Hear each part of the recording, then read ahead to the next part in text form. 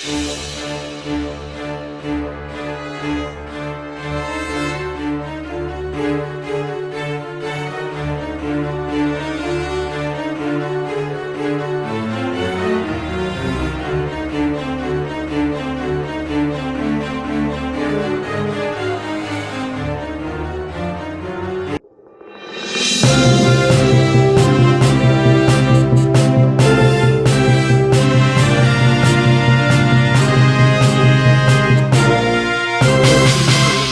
2023년 5월 22일 송영진 방송의 시사 라이브 설 시간입니다. 자, 오늘은 시청자 여러분들과 함께 이 문재인 정부의 탈원전 이야기를 좀 해보려고 합니다.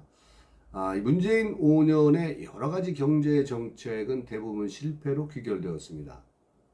이러한 실패로 귀결된 이 문재인 정부의 경제 정책은 국민들에게는 보이지는 그 당시에 않았지만은 지금 현재 막대한 이 경제적 손실에 대한 이러한 청구서가 국민들에게 날아오고 있습니다. 문재인 정부의 경제 정책 기조인 여러분들의 대표적인 문재인 정부의 경제 정책 중에 하나이겠지만은 이 문재인 정부의 이 경제 정책 기조인 이 소주성은 소득 주도 성장론이죠. 이것은 이 소주성은 5년 내내 현금 퍼주기 이 포퓰리즘 정책 중에 하나였습니다. 장성민의 주 52시간 또 급작스러운 시급 1만 원을 올리는 이러한 정책들은 결국은 소상공인들과 자영업자들의 현실에 맞지 않는 정책으로 시장에 혼란을 주고 이러한 결과들은 이 젊은 청년들의 이 실업난이 가중되기도 했었습니다. 그리고 무엇보다 국가적으로 막대한 손실을 가져온 이 탈원전 정책 역시 실패로 귀결되었습니다. 자, 이 탈원전 경제 정책은 사실은 이 자해나 다름이 없었습니다. 이 문재인의 탈원전 정책 이 폐해가 우리 그 눈앞에 실체로 드러나고 있는 심각한 상황입니다. 그러한 결과 내용을 좀 살펴보면은 이 문재인 정부 때 23조라는 비용이 들어갔습니다. 그리고 앞으로 2023년부터 2030년까지 무려 24조 원이 들어가야 됩니다. 총 이 지출되는 비용을 봤더니 47조가 넘습니다.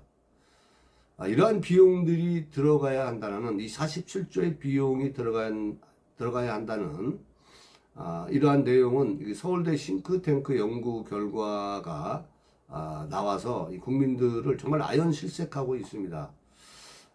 탈원전은 결국 국가와 국민에게 이 대못을 박은 거나 다름없습니다. 이는 앞으로 2030년까지 두고두고 국민 돈을 빼가게 생긴 그러한 현실에 직면해 있다는 겁니다. 이미 23조 원이 들어간 거에 대해서 국민들은 몰라요. 이는 한전의 부채 30조 이상이 넘는 것은 이건 포함시키지도 않은 겁니다. 않은 금액입니다. 대통령 하나 잘못 뽑은 것이 대통령 하나가 이 국가를 이렇게 엄청나게 막대한 손실을 가져오고 있는 이러한 현실들이 참으로 개탄스럽고 암담하기만 합니다. 이 결과적으로 이 천문학적인 청구서는 결국은 이 국민 몫이 되었다는 그 이야기를 지금 해보려고 합니다.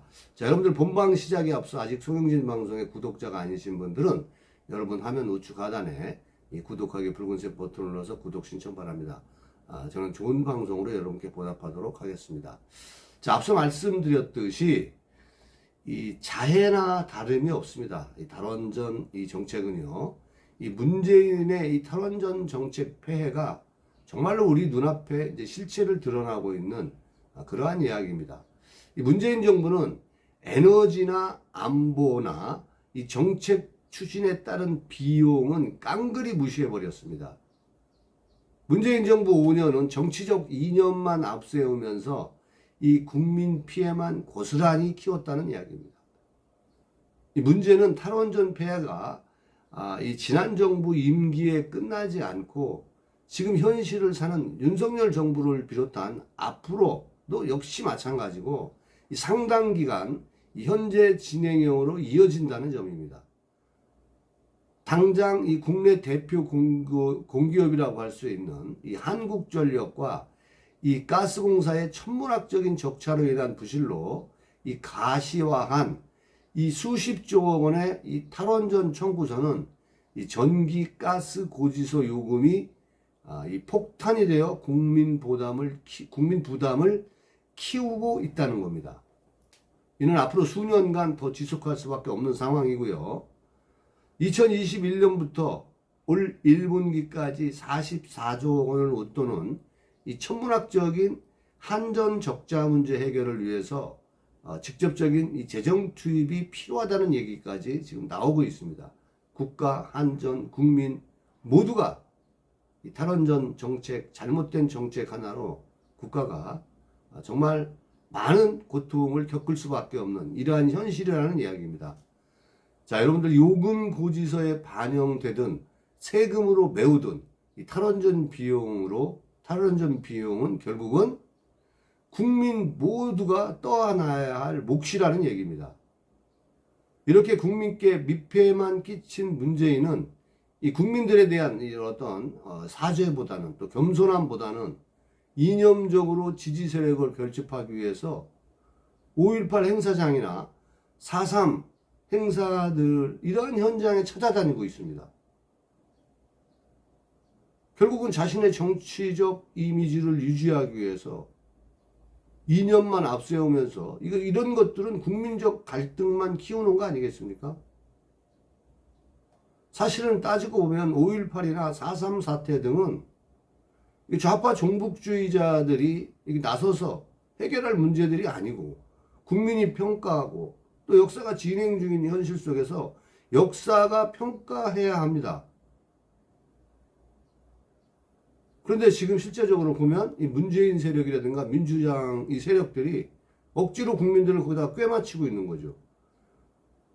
그러니까 이게 정치인들이 이러한 이념적인 문제에 앞서서 분란을 촉발시키는 그러한 짓거리라고 저는 생각을 합니다. 이 탈원전에 대한 이 대못 피해 이거 어떻게 할 겁니까? 문재인 대통령은 취임 직후인 2017년 6월 열린 고리 1호기 영구 정지 선포식에서 탈핵을 선언했습니다. 탈원전 정책 드라이브를 걸은 거죠. 그러니까 산업통상부 같은 데서는 통계를 조작하고 청와대에서는 이러한 것들을 문재인의 어떠한 정책을 밀어붙이기 위해서 산업부를 압박하고 거기에 반대하는 사람들을 직권을 남용하면서 내쫓기 박근혜 대통령 때 임명됐던 사람을 내쫓기까지 하지 않았습니까? 적폐죠. 이것은 국정농단입니다. 애초 운영기간 연장을 추진했던 월성 1호기는 3년 앞선 2019년 12월 영구 정지시켜버렸습니다. 월성 1호기는 7천억을 들여 설비를 교체하고 재가동에 들어간 그런 상태였습니다. 무지막지한 집단이 문재인 정부입니다. 그런데 문재인을 지지하는 사람들은 평산으로 책을 사러 가고 싶습니까? 건설 공정률이 28%를 넘어섰던 이 신고리 5호 6호기, 세울 3, 4호기도 이 공로란으로 시간을 끌면서 1,000억에 이르는 손실을 냈어요. 부지지송이 진행되던 신한울 이 3, 4호기는 건설을 취소까지 해버렸습니다. 경북 영동과 강원 섬척에 지으려던 천지 1, 2기호와 이 대진 1, 2기호 건설도 역시도 백지화되어 버렸습니다. 2023년부터 운영 허가가 끝나는 고리 2호기를 비롯해서 원전 10기는 더 오래 가동할 수 있는데도 연장 운전을 금지시켜 버렸습니다. 국민들은 왜 이들에 대해서 책임을 묻지 않습니까? 이것이야말로 국정농단이고 이것이야말로 적폐 아니겠습니까? 그거 아니고도 문재인은요, 이거 아니고도 엄청난 적폐와 국정농단을 저질렀습니다. 코로나가 아니었으면 문재인은 벌써 권력에서 끌어내려와야 했던 사람입니다. 그런 그가 지금 한가하게 평산에서 책이나 팔고 있고 감자나 심고 개나 버리고 있는 그러한 모습들이 국민들은 답답하기만 한 겁니다. 자신의 정치적인 이념만 앞세우면서 국민 피해를 키워왔다는 겁니다. 지금 그 정책의 실패가 이 청구서가 국가와 국민을 옥죄고 있는 그런 상황이라는 얘기입니다. 그런데 본인은 그 넓은 800여 평이 넘는 대지에서 본인은 감자나 심고 고양이나 돌보고 책이나 읽으면서 이제는 그것도 모자라서 평산에 책방까지 냈습니다. 그러면 가만히나 있지. 이념 간 갈등을 재촉하는 5.18 기념행사나 4.3 제주도나 찾아다니면서 정의로운 척, 신선 노릇을 하고 있는 거 아니겠습니까? 그렇다고 문재인이가 여러분 정의로워 보이십니까? 이러한 정치적인 상황들 때문에 국민들이 미치고 팔짝 뛰는 거는 아닐까 생각을 해 봅니다. 자, 오늘 영상 여기까지 하겠습니다. 저는 다음에 더 좋은 영상으로 여러분들을 찾아뵙겠습니다. 여러분 감사합니다.